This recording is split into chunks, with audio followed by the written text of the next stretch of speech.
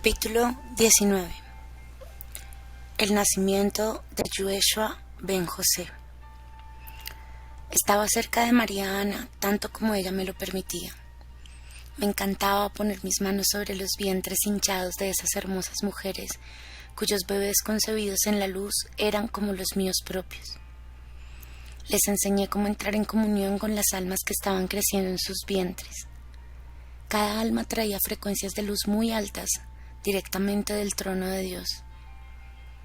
Ayudamos a cada alma que iba a encarnar a mantener en perfecta alineación sus patrones complejos de energía multifacética. Junto con Metatrón y los arcángeles Serafín y Querubín, tejimos y codificamos las rejillas de ADN con enorme cantidad de información.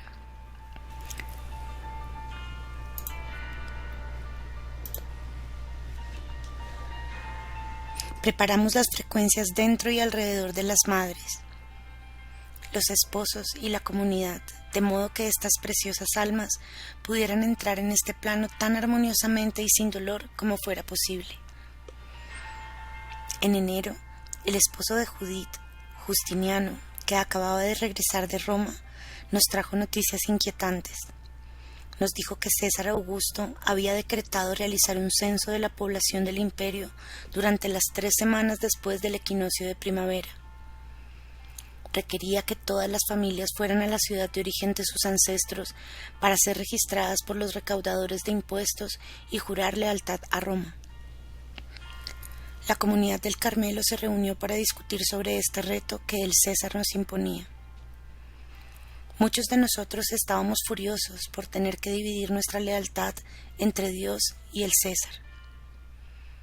En medio de esta polémica, nuestra atención se dirigió de pronto al fuerte golpeteo que José ben Jacobo hacía con su bastón hacia José sobre el suelo de piedra.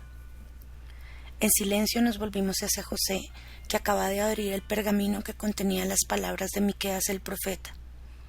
Entonces leyó: Pero tú, Belén Efrata, aunque eres pequeña entre los miles de Judá, de ti saldrá aquel que ha de gobernar Israel, aquel cuya venida ha sido predicha desde el principio, desde los días de la eternidad. A partir de ahora, el Señor los abandonará hasta el momento en que ella, que está de parto, haya dado a luz. Luego, el resto de sus hermanos volverá junto a los hijos de Israel. Y él se alzará y cuidará de su congregación con la fuerza del Señor, con la majestad del nombre del Señor su Dios. Y el pueblo se restablecerá, pues su dominio se extenderá hasta los confines de la tierra, y él mismo será la paz. Así leyó las palabras del profeta Miqueas hasta que todos empezamos a entender que el Creador estaba orquestando un propósito divino, usando a César como instrumento para cumplir la profecía. José sugirió que en lugar de desperdiciar nuestra energía discutiendo, todos los que pertenecían a la casa de David y cuyas familias procedían de Belén se reunieran y agruparan sus recursos para que el necesario viaje pudiera hacerse de la manera más cómoda y segura posible. Teníamos que tener en cuenta además que había mujeres cuyos embarazos estaban llegando a su fin, como María Ana y Rebeca. Era penoso imaginar el largo camino que tenían que hacer con sus vientres tan grandes. Durante las semanas siguientes, José organizó los recursos de nuestra comunidad para conseguir vagones, suministros y hombres fuertes que asegurarían que el viaje transcurriera sin problemas. El frío del invierno había pasado y la primavera estaba en el aire. La Pascua llegaría pronto. La cosecha temprana de los cereales de invierno y la temporada de parto y esquila de las ovejas requería nuestra atención antes de poder iniciar el viaje. Además, teníamos que entregar una parte de nuestra cosecha a los recaudadores locales de impuestos. Para que nuestra comunidad se quedara siempre con un pequeño grupo de hombres clave, nos dividimos según las tribus de origen y nuestros destinos y espaciamos los tiempos de partida. Con suficientes miembros de la comunidad viajando en grupos, no tendríamos que preocuparnos por las bandas armadas de ladrones que robaban a los incautos en los caminos. En lugar de sentir lástima por nosotros mismos, elegimos sacar el mejor provecho de esta circunstancia desfavorable. Preparamos un carro lleno de mantas y tirado por 2 bueyes robustos para María Ana y Rebeca. Una semana antes de nuestra partida tuvimos una maravillosa sorpresa cuando Rebeca dio a luz a una hermosa niña llamada Mariam. Los niños más pequeños y los ancianos viajaron en carros. Yo monté en una mula. Las otras mujeres montaron en burros, camellos o caminaron. La mayoría de los hombres y los niños iban a pie. Nos llevamos nuestros instrumentos musicales, alimentos, tiendas y forraje para los animales. Cantábamos mientras caminábamos, contábamos historias alrededor de las fogatas y nos turnábamos con las tareas necesarias en nuestra travesía que nos llevaba por las carreteras romanas pavimentadas con adoquines. Al pasar por las afueras de Jerusalén, el camino se hizo más ancho, pavimentado con piedras cortadas y colocadas por las guarniciones y esclavos romanos. Los acueductos y pozos profundos que encontrábamos en el camino suministraban abundante agua. Nos sentimos protegidos y bien cuidados hasta que llegamos a las estrechas calles de Belén, atestadas de una multitud tumultuosa de personas, animales y medios de transporte. Los soldados romanos estaban por todas partes. Sus espadas y lanzas se erigían hacia el cielo, y sus látigos golpeaban las espaldas de los esclavos y transeúntes ingenuos que no conocían el protocolo adecuado. No había visto tanto ajetreo desde que dejé Alejandría. Más allá de Belén, cerca de Edam, donde había vivido hacía mucho tiempo, había un valle regado por un pequeño manantial. Esta tierra pertenecía a un pariente lejano, el padre de la esposa de mi hijo Lucas, Abigail. Allí nos refugiamos, lejos del ruido del pueblo atestado. Establecimos nuestro campamento cerca del pozo que daba de beber a sus ovejas y ganado. Era bonito estar rodeados de nuestros amigos y familia cercana. Esperábamos a otros miembros de la familia que vendrían de Galilea, Judea y Samaria. Para levantar el ánimo, aprovechamos esta oportunidad para crear una maravillosa reunión familiar. La hermana de José ben Jacobo, Isabel, quien también era prima paterna de María Ana, había dado a luz a su hijo concebido en la luz 6 meses antes. Hacía 20 años que Isabel no concebía. Su vientre había estado estéril los últimos 8 años desde el cese de su sangrado menstrual. Así que teníamos muchas ganas de dar la bienvenida a este milagro de niño. Según la indicación que su esposo Zacarías había recibido del arcángel Gabriel, su hijo se llamó Juan. Tenían también una hija mayor llamada Asiraj, que se había casado hacía poco y esperaba a su primer hijo. Zacarías ofreció quedarse en el templo de Jerusalén, donde realizaba sus deberes sacerdotales, para que María Ana y yo pudiéramos quedarnos con Isabel en su pequeña residencia en las afueras de Belén. Rebeca permaneció en el campamento con Simeón y su bebé mientras transcurría su tiempo de purificación, el tiempo de sangrado después del parto, según era llamado por el patriarcado. José iba y venía del campamento todos los días. Cuando llegó el primer día de empadronamiento para la gente de Galilea, fuimos ante los censistas y recaudadores de impuestos de Belén. Fue una experiencia terrible, por más que traté de mirarlo con filosofía. Cuando por fin terminamos, al atardecer, comenzaron las contracciones de parto de María Ana. José la sentó en el burro fiel de Isabel y nos apresuramos a llevarla a una pequeña habitación de la casa de Isabel, situada encima de un establo, que daba a corrales cercados y cuevas en la ladera que se utilizaban para guardar animales y como almacén. A esta habitación se accedía a través de un pasillo que daba a un patio interior, compartido por 3 viviendas conectadas que pertenecían al hermano de Zacarías, Cenós. José subió en brazos a María Ana por las escaleras estrechas y empedradas y la acostó sobre el camastro especial que habíamos preparado para el parto. José ya había enviado un mensajero para traer a Lucas, quien actuaría como médico de cabecera en caso de que hubiera alguna complicación. Estábamos a menos de 5 kilómetros de las cuevas y los establos donde Hannah había dado a luz a Auriana hacía mucho tiempo. Reflexioné que habían pasado casi 592 años desde el momento en el que Hannah y yo, su yo superior, nos fusionamos en el humilde establo del yerno de Naomi.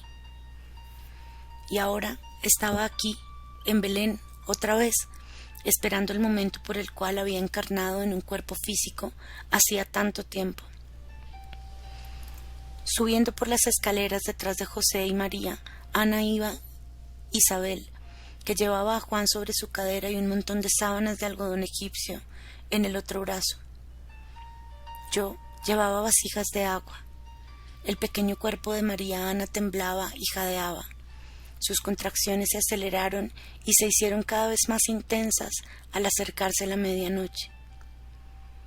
Le recordábamos continuamente que respirara mientras empujaba y que se relajaran los dolores de parto.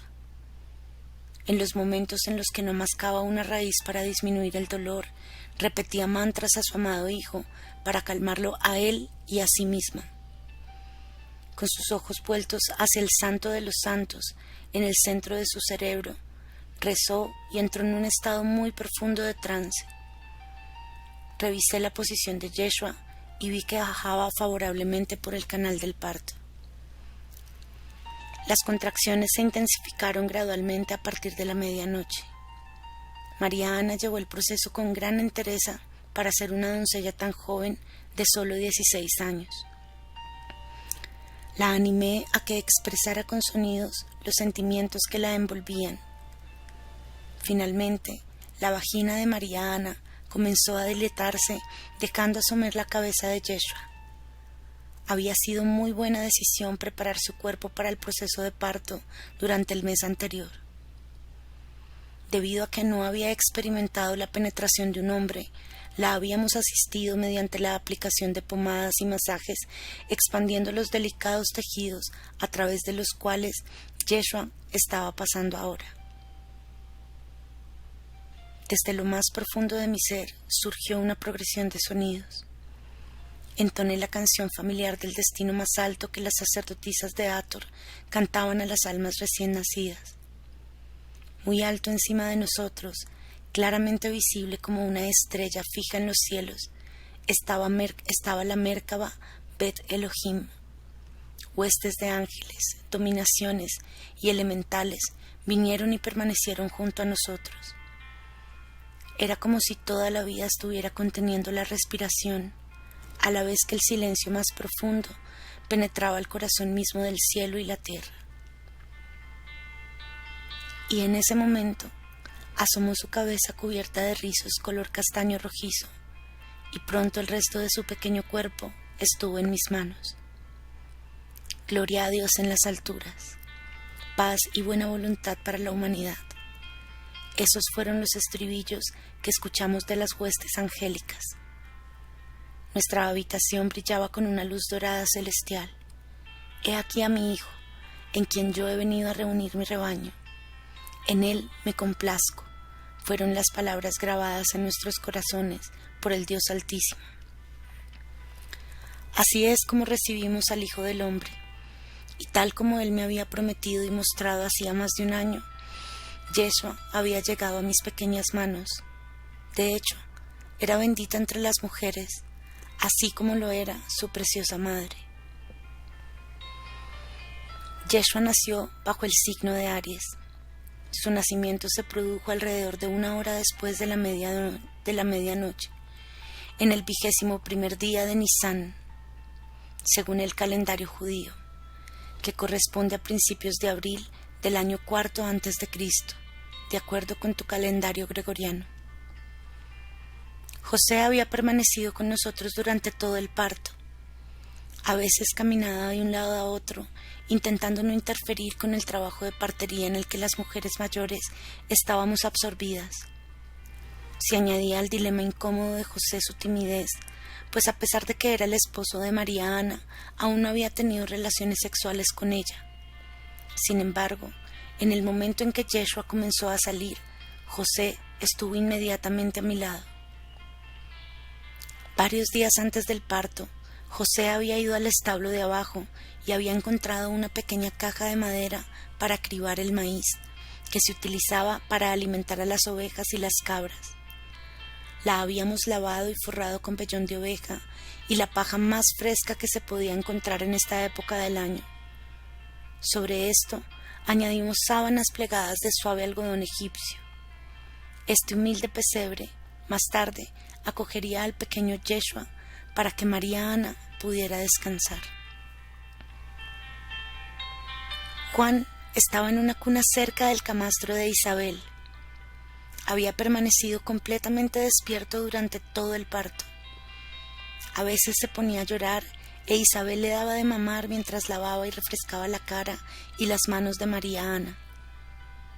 Cuando María Ana requería más atención, Juan era acostado en su cuna o puesto en los brazos nerviosos de José. Juan prefería estar en el meollo de las cosas. Así fue como observó el nacimiento de su primo, cuyo camino abriría y prepararía. Mientras Isabel atendía la expulsión de la placenta de María Ana, puse suavemente a Yeshua sobre el vientre de su madre, con el cordón umbilical todavía unido. Después puse la placenta en aceites conservantes dentro de un recipiente especial para enterrarla después en una ceremonia. José se inclinaba sobre su hijo y su amada María, como él la llamaba. Esperamos en silencio hasta que el pulso de vida del cordón umbilical que conectaba a María Ana con su bebé finalmente se agotó. Y entonces cortamos y atamos el cordón umbilical y lavamos al bebé recién nacido. Allí estaba, había nacido a salvo. Alabamos al Dios Padre Madre con todos nuestros corazones, mentes y almas. Oramos para tener la fuerza y la sabiduría necesarias para proteger y preparar a Yeshua ben Yosé, para que pudiera lograr todo lo que había venido a hacer. Nos preguntamos por qué Lucas no había llegado todavía, pero estábamos muy agradecidos de que sus habilidades médicas no hubieran sido necesarias. Aunque todavía estaba oscuro afuera, una gran luz inundaba nuestra pequeña habitación como si fuera mediodía. Después de haber lavado y ungido a María Ana, la llevamos a su propia cama, detrás de una alfombra colgada que dividía la sala de estar. Yeshua fue envuelto con un paño del más fino algodón egipcio, que María Ana había preparado doblando las orillas y bordándolo cuidadosamente con un diseño geométrico de colores típico del linaje de David. Podíamos sentir la presencia de los grandes a nuestro alrededor. Durante las siguientes horas, mientras permanecíamos sentados en silencio, vigilando al niño que dormía en el regazo de María Ana, escuchamos dentro de nuestros corazones la comunión entre seres de otros reinos y dimensiones. En ese momento, alguien llamó a la puerta. Isabel corrió a abrir y se encontró con su casero y cuñado Zenos, acompañado de Lucas, cuya respiración rápida indicaba que había llegado corriendo. Lucas inmediatamente se acercó a su hermana más joven y al niño Yeshua.